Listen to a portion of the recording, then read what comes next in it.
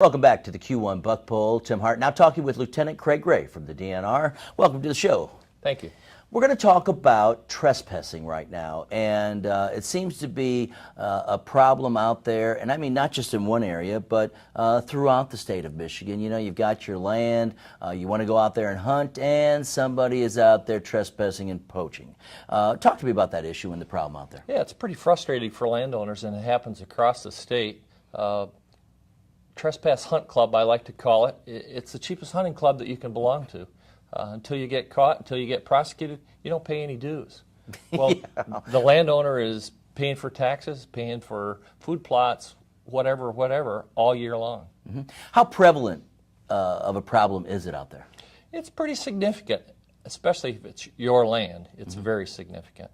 And when you talk about that, I mean, do you get a lot of phone calls into the rap room? Are you getting, I know at, one of our events, our final prize party last year, you had all kinds of people asking you about, what can I do with trespassers on my land? At your big buck night, we had probably a dozen landowners that talked to us about trespass and how to prosecute trespassers.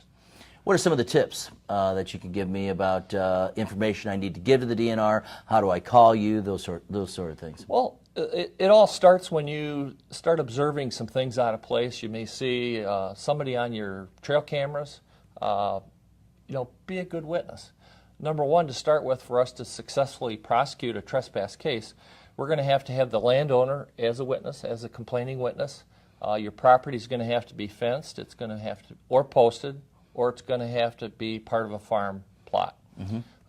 Posting, the law has specific requirements for posting the signs.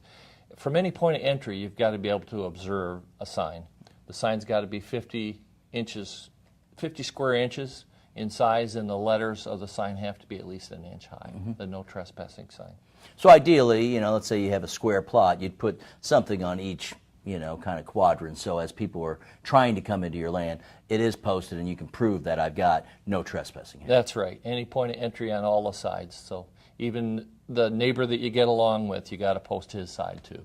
Let's talk about some of the fines. I don't think people realize that it is very costly to trespass. Well, for a first offense, it's a 90-day misdemeanor, which is a criminal offense. It's a $100 to $500 fine. And the person can pay damages if there's damages to a fence or to signs or a gate on the private property. And if they shoot a deer, they have to pay reimbursement to the state for that deer or whatever game they've taken. A deer's $1,000, so it adds up pretty quick. In addition to that, the landowner, through a civil action, can get up to $250 penalty from that suspect or that lawbreaker. And the cost of your attorney. So after we prosecute them criminally in the courts, the transcript from that court case can be used in the civil case against the person, and it's pretty much a done deal there.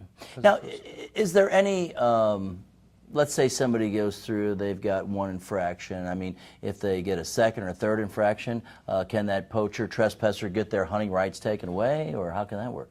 Yes, the court can order that, and the fines go up as you are a repeat offender and as you're charged and convicted in subsequent cases. So it does go up. All right, so I've got somebody that I know is trespassing. What do I do? Who do I call? What is the phone number? Where do I go?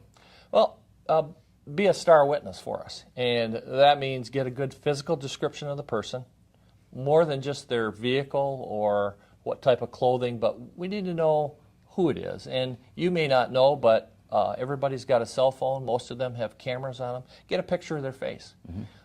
Many times we're able to then, with a license plate, track them down to who it is, and we can go from there. So get a picture, document it, and immediately call our RAP line.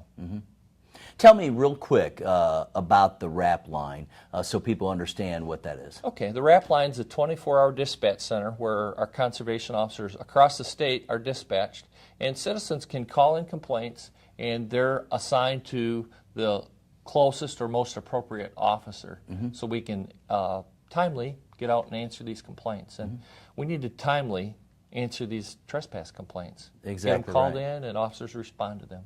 And we talk about the RAP line. It's the Report All Poaching. And here on the Buck Poll, we'll have that up. We have that on our website because we're firm believers that, you know, it's your land, go out and hunt, because it's also a safety issue. If you got somebody else on your land and you're going out there to hunt and they've got a gun, you know, they see movement, sometimes that's not obviously the ideal situation. Yep, most people take quite a bit of precautions when they're hunting on their land, knowing where the other hunters are located and what their safe zones of fire are, and that's a good point.